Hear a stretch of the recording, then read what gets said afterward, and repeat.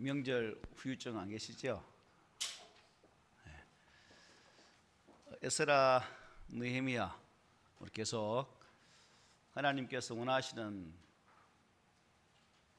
기대하시는 것이 무엇인지를 이 두 권의 책을 통해서 계속 우리에게 증거를 해주고 있습니다. 하나님께서는 하나님의 교회가, 즉 성전이죠, 하나님의 교회가 바르게 회복되어지고, 또 교회 회복을 통해서 그 속에 부름받은 믿음의 공동체가 또 바른 예배의 회복을 간절하게 기대하는 것이 하나님 아버지의 마음이다 하는 사실을 우리가 에스라서나 또 오늘 보고 있는 느헤미야를 통해서 우리가 볼 수가 있습니다. 지금까지 우리는 느헤미야 1장에서부터 10장까지 하나님께서 느헤미야를 통해서 어떻게 예루살렘 그 땅을 회복시켜 나가시는지를 잘 볼 수가 있었습니다. 폐허되었던 예루살렘, 하나님의 성회복을 위해 바벨론에서 돌아왔던 느헤미야, 그리고 그것을 순전히 회복시켜가면서 반대파대에 많은 고난이 있었지만 그 고난 가운데서도 굴하지 아니하고 끝끝내 성전과 성벽을 완성했던 우리 믿음의 선조들의 그 아름다운 믿음의 노고가 온전히 녹아있는 말씀들이 느헤미야입니다.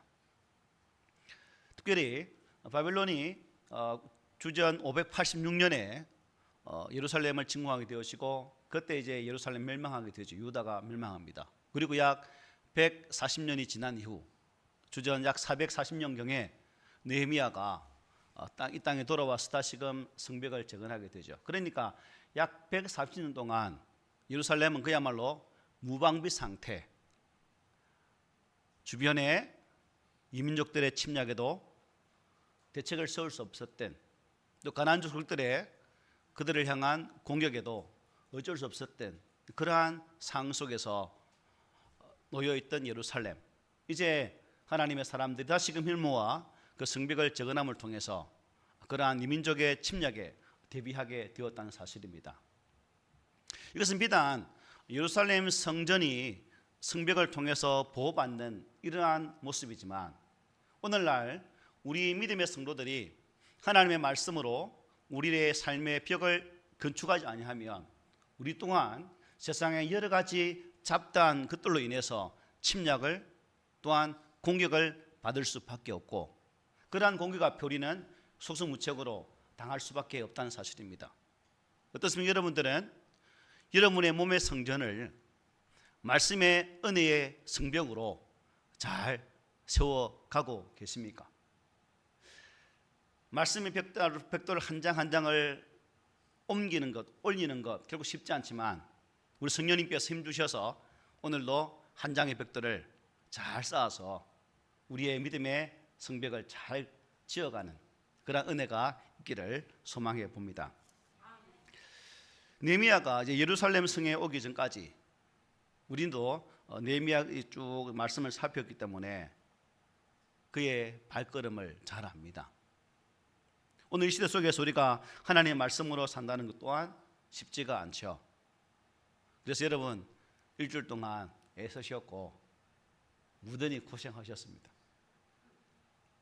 하루하루가 전쟁 같은 그러한 삶의 자리, 특별히 믿음의 사람이기 때문에 하나님 말씀으로 살아가기가 결코 쉽지 않은 그러한 상황 속에서도 견뎌내셔서 기도의 자리에 앉아있다는 그 자체만으로도 감사가 된다는 거죠. 여러분 앉아 계심에 내 몸맘 다하여서 사랑을 전합니다. 사랑을 받아주세요. 그래서 오늘 우리가 이 또 본문의 말씀을 통해서 그 당시 이러한 성전이 회복되어지고 성벽이 재건되어졌지만 문제가 뭐냐면 이 예루살렘 성 안에는 그 당시에 지도자급 인사들만 살았다는 겁니다. 그러니까 성의 규모에 비해서 안에 존재하는 사람들의 수가 많았다는 것입니까? 적었다는 것입니까? 지극히 적었다는 겁니다. 그 내용을 우리가 이미 보았던 7장 사절에서 볼 수가 있습니다. 그 성읍은 광대하고 그 주민은 적으며 가옥은 미처 건축하지 못하였다라고 말씀하였죠. 그래서 썰렁한 상황, 그야말로 텅 빈 도시 같은 예루살렘, 이제 공사가 완공되어졌기 때문에 느헤미야와 이스라엘 백성들이 감당해야 될 일이 무엇이겠습니까? 텅 빈 그 도시를 점점 채워가야 된다는 겁니다. 그래서 오늘 본문이 바로 그 예루살렘 성을 채우는 그 과정을 우리에게 말씀해 주고 있다 하겠습니다. 우리 지난주에 말씀을 통해서 깨달은 게 뭐냐 하면 이스라엘 백성들이 하나님 앞에 언약을 세우게 됩니다. 기억납니까? 5가지. 첫째가 뭐였죠? 이방인과 통혼하지 않겠다. 그 다음에 안식일과 안식년을 준수하겠다. 그리고 성전에서 필요로 모든 것들을 공급하겠다. 또 한 가지 뭐였죠? 11절을 온전히 하겠다라는 약속들. 그리고 처음 익은 열매를 하나님께 드리겠다는 언약을 그들이 했습니다. 그리고 마지막 절에서 말씀을 끝맺으면서 그들이 했던 말이 뭡니까? 이 성전을 그냥 버려두지 않겠습니다 라는 약속의 말씀으로 10장을 마무리하게 되었죠. 이제 이러한 마음을 품고 이러한 결단의 마음을 가지고 오늘 11장이 이어지면서 이스라엘 백성들은 느헤미야와 더불어서 이 예루살렘 성을 채워가게 된다는 것입니다. 여러분 생각해 보십시오. 빈성을 세운다는 것 쉽지가 않죠. 자, 오늘 본문부터 먼저 한번 볼게요. 1절, 2절 한번 보십시다. 백성의 지도자들은 예루살렘에 거주하였고 그 남은 백성은 제비 뽑아 10분의 1은 거룩한 성 예루살렘에 거주하게 하고 그 10분의 9는 다른 성읍에 거주하게 했으며 예루살렘에 거주하기를 자원하는 모든 자를 위하여 백성들이 복을 빌었다 말씀해요. 텅 빈 도시입니다. 이제 그 성을 채워야 되는데 채우는 과정 또한 쉽지가 않다는 거죠. 왜 그렇습니까? 삶의 터전을 새롭게 옮겨야 됩니다. 모든 것을 포기하고 예루살렘 성에 들어가서 다시금 집을 짓고 삶을 일구어야 하는 그러한 상황입니다. 수많은 고통이 있을 것이고 어려움도 있을 것이라는 것은 우리가 우리의 작은 삶의 현장에서 느끼지 않습니까? 바로 이 문제 앞에 제비를 뽑게 되죠. 그리고 제비 뽑아서 어떻게 합니까?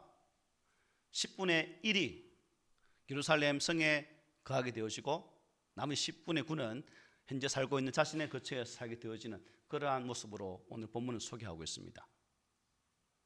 자, 여러분, 여기에서 제비를 뽑는다는 것은 무슨 의미일까요?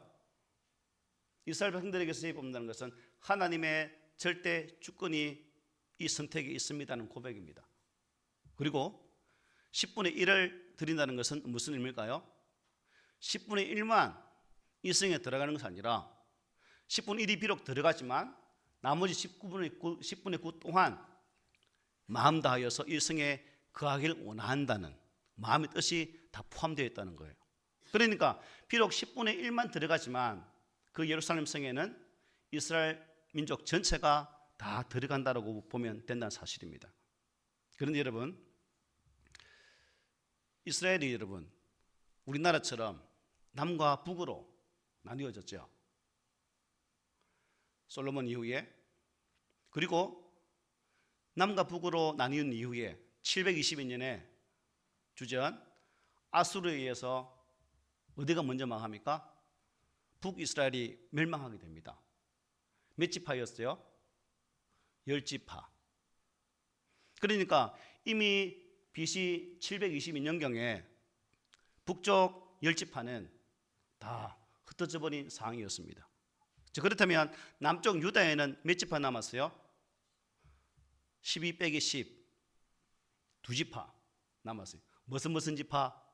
유다와 베냐민 지파가 남습니다. 지금 이 남쪽에서 예루살렘 성벽을 재건하고 그 성을 채워야 할 사람들이 결국 누구라는 거예요? 유다와 베냐민 지파 사람들이 그 성을 채워가야 된다는 사실입니다. 그러니까 이미 10지파는 멸망해서 어디로 흩어졌는지 모르는 상황이고, 이 두 지파가 이제 새로운 이스라엘 믿음의 공동체를 세워가야 할 그런 상황이었다는 거죠. 자, 우리가 이런 상황에서 참 오늘 본문에 아주 귀한 말씀이 나오죠. 우리 2절 말씀 읽어볼까요? 시작. 예루살렘에 거주하기를 자원하는 모든 자를 위하여 백성들이 복을 빌었다. 아이고 잘됐다. 난 안 가네. 아이 고생하지 않겠네. 아이고 가는 사람들 힘들겠네가 아니라 내가 가는 것처럼 그 사람들을 향해서 나머지 10분의 9가 복을 빌어 주었다는 거예요. 여기 자원하는 모든 자의 원어적 뜻이 뭐냐면 자신의 마음을 정하여 즐거운 마음을 갖는다 는 것입니다. 그러니까 나머지 10분의 9가 어떻게 해요? 아주 기쁘고 즐거운 마음으로 그들에게 복을 빌어 주었다는 것이 2절의 말씀입니다. 그리고 1절에서 본 것처럼 하나님은 이 예루살렘 성을 어떻게 표현하십니까? 거룩한 성 예루살렘이라고 말씀하십니다. 무슨 성이라고요? 거룩한 성.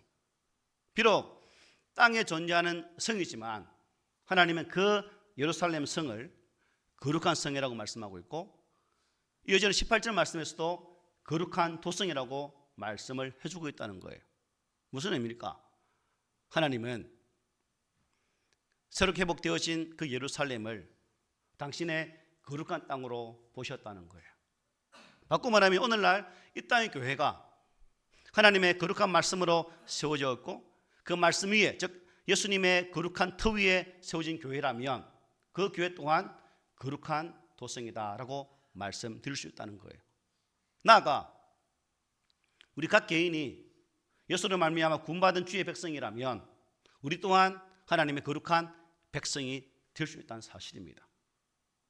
비록 우리가 죄 가운데 살고 수많은 인악함 가운데 머물러 있지만 하나님은 우리를 있는 모습 그대로 보지 아니하시고 예수로 말미암아 구원받은 그 백성, 예수 그리스도의 그 은혜의 구속의 그 사건을 통해서 저와 여러분을 어떻게 해요? 거룩한 백성으로 보신다는 거예요. 이게 은혜죠. 무엇이라고요? 하나님 은혜라는 겁니다. 나 자신의 처지는 누가 가장 잘 압니까? 내가, 여러분 스스로가 여러분 스스로 가장 잘 알아요. 일주일의 삶을 살아가면서 내가 살아왔던 발자취는 어떨 것이다 라는 사실 저는 모르지만 여러분은 여러분의 삶을 여러분 스스로가 다 이렇게 열어왔기 때문에 가장 잘 압니다. 그리고 나의 삶의 걸음을 돌아보면 하나님이 기뻐하실까라고 했을 때 또 그렇지 못한 부분도 반드시 있을 것이라는 거예요. 그럼에도 불구하고 하나님께서는 내 안에 있는 예수 그리스도의 영으로 말미암아 우리를 하나님의 거룩한 자녀, 거룩한 백성이라고 보고 계시다는 겁니다. 그러므로 저와 여러분들이 이런 하나님의 분명한 선포를 통해서 우리 안에 계시는 예수의 영이 우리는 날마다 새롭게 할 수 있도록 하나님의 거룩한 말씀으로 다시금 잘 증거할 수 있는, 그리고 그 말씀을 통해서 하나님께서 원하시는 바 그 뜻을 이루기까지 영적 수고로움을 잘 감당할 수 있는 그러한 신실한 성도들이 되시기를 바랍니다. 나아가 10분의 9가 10분의 1을 축복했던 것처럼 옆에 있는 믿음의 지체들을 향해서 예수님의 이름으로 서로를 향해 복을 빌어줄 수 있는 그러한 공동체가 된다면 여러분 그 교회가 가장 아름다운 교회가 되지 않겠습니까?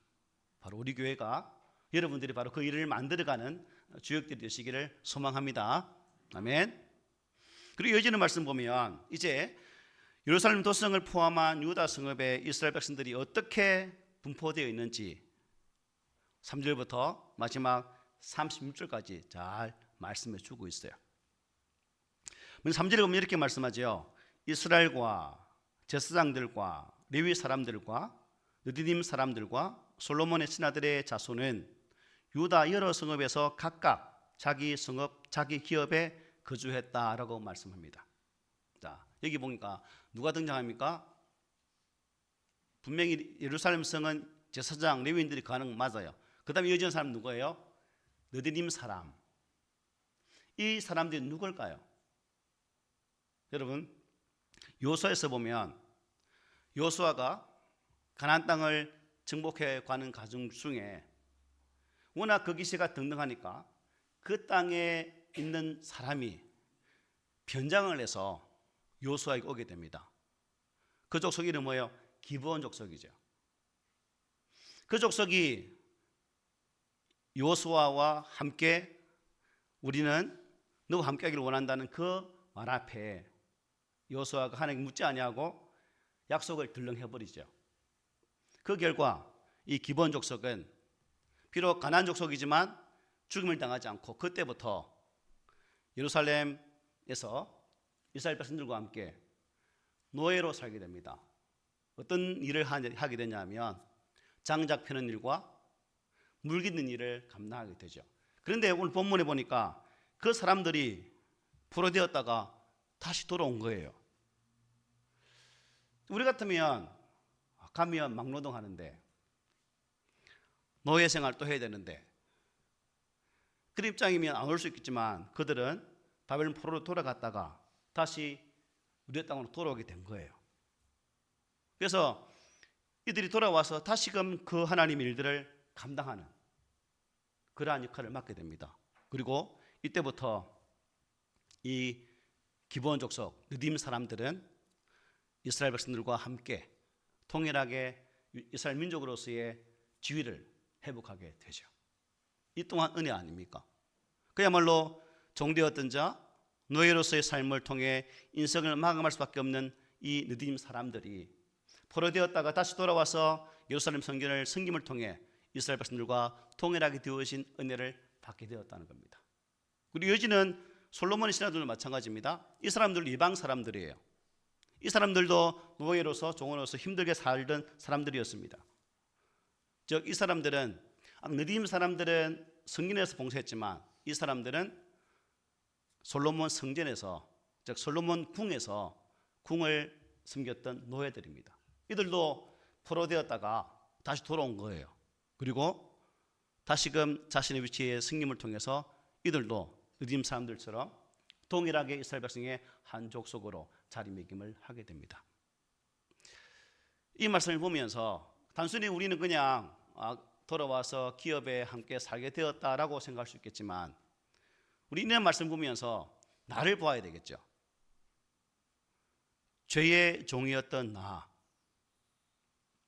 영원히 사탄의 굴레에서 벗어나지 못하고 영원토록 어둠의 자식으로 살 수밖에 없었던 나였지만 우리가 예수 그리스도 안으로 돌아왔을 때 예수님께서는 우리들을 여전히 종되었던 위치, 죄의 자녀의 위치에 두지 아니하시고 예수로 말미암아 하나님의 거룩한 자녀가 되게 하셨다는 이 사실, 이게 놀라운 은혜라는 겁니다. 여러분들은 어떻게 예수 믿음에 그 은혜에 감격이 있는지 모르겠습니다.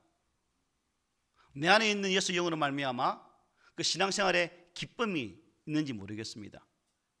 있습니까? 한번 보세요. 옆 사람 보십시오.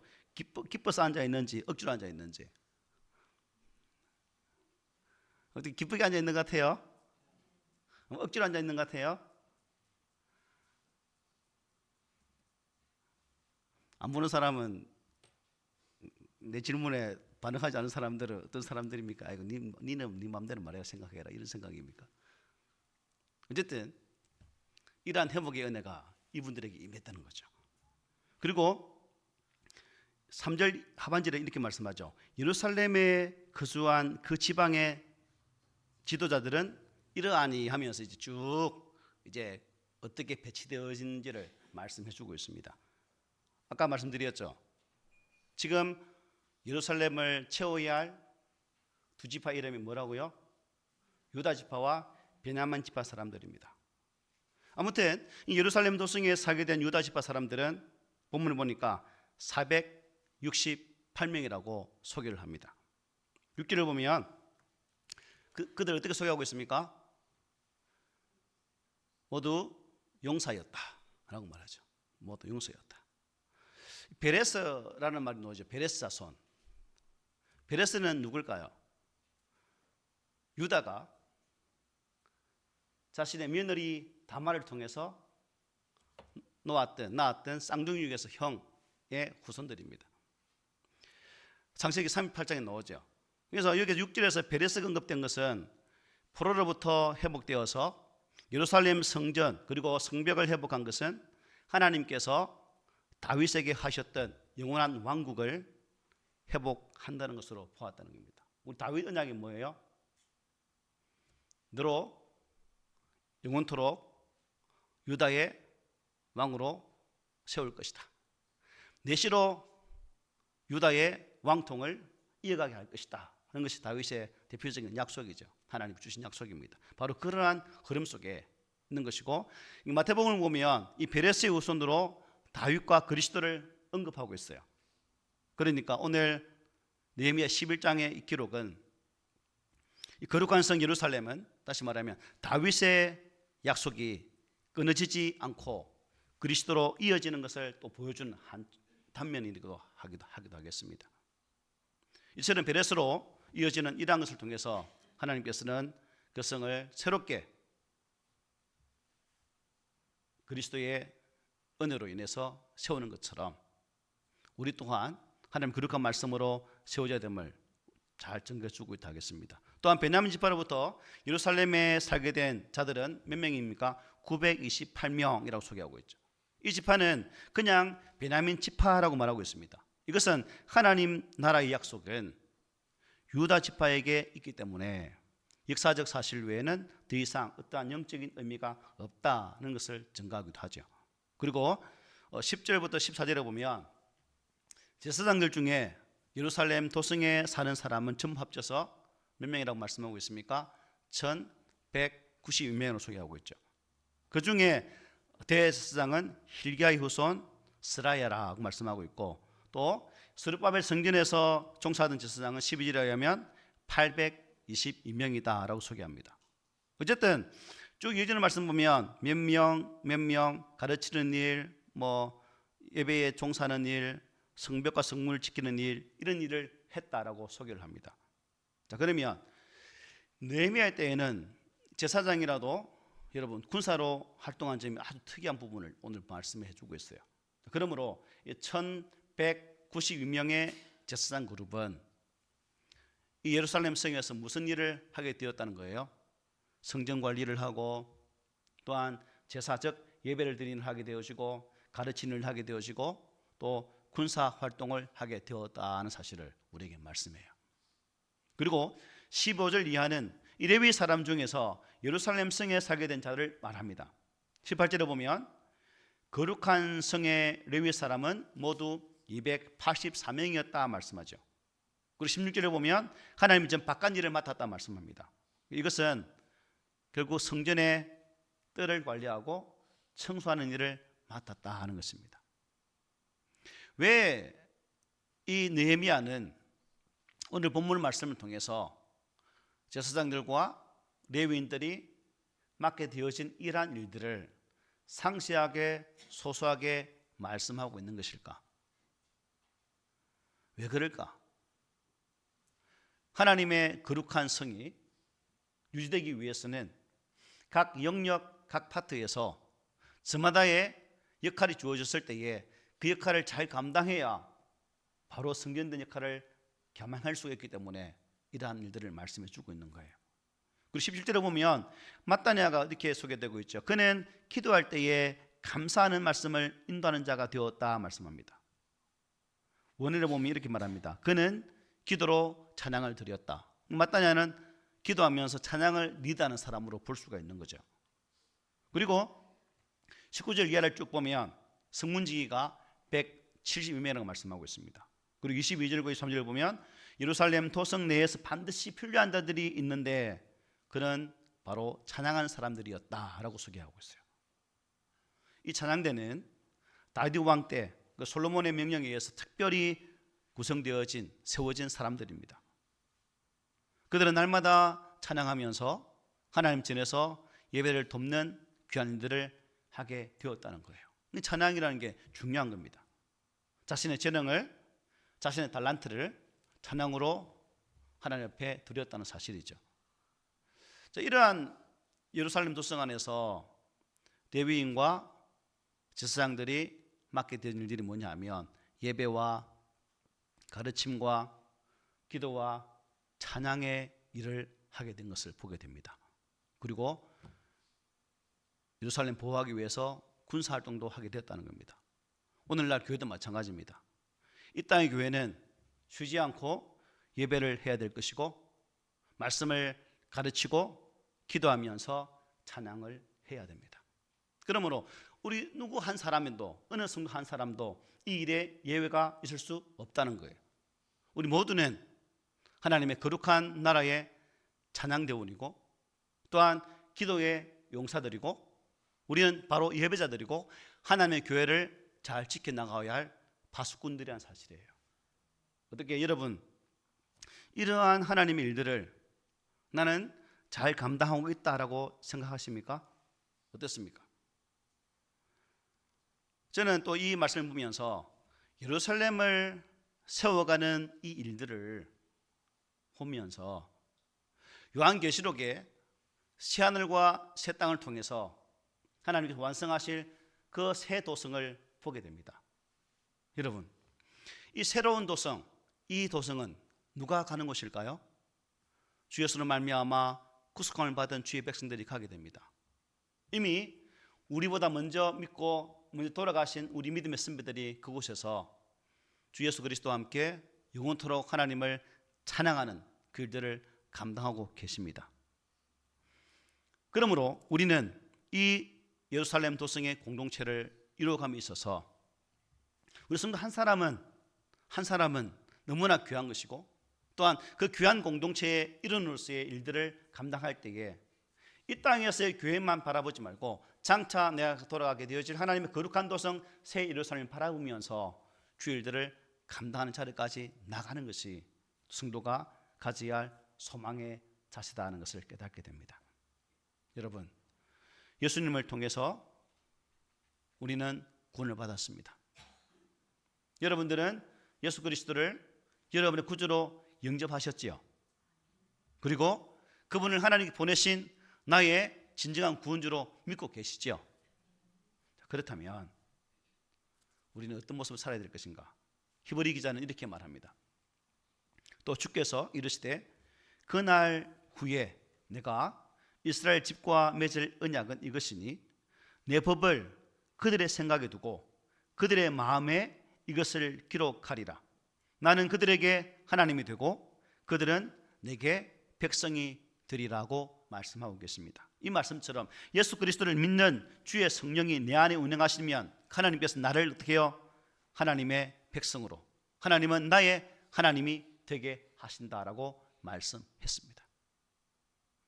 하나님을 아버지라 부르지 못한다면, 예수 그리스도를 나의 삶의 주인으로 선포하지 못한다면 이 말씀은 나와 아무 상관이 없겠죠.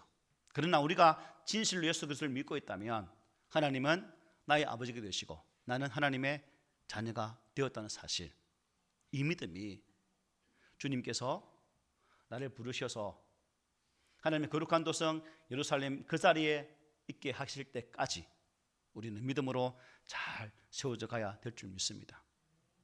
교회는, 공동체는 여러분 개인으로 존재하지 않습니다. 한 사람의 특출함이 교회를 세우는 것이 아니라 서로의 힘과 힘이 모여서 몸된 교회를 지어 가야 됩니다. 그러므로 우리 각 성도 한 사람 한 사람은 하나님의 교회를 짓는 한 장의 벽돌이라고 생각하시고, 내 한 장의 벽돌이 빠져버리면 하나님의 교회가 세워져 갈 수 없다는 사실을 기억하면서 오늘도 우리에게 주신 이 말씀의 의미를 되새기면서, 또한 이스라엘 백성들이 예루살렘 성을 온전히 자신들의 헌신으로 채워가는 것처럼 몸된 교회를 채워가고, 또한 나의 몸된 교회 또한 하나님의 거룩한 말씀으로 온전히 채워갈 수 있는 그러한 믿음의 성도들이 되시지 않겠습니까?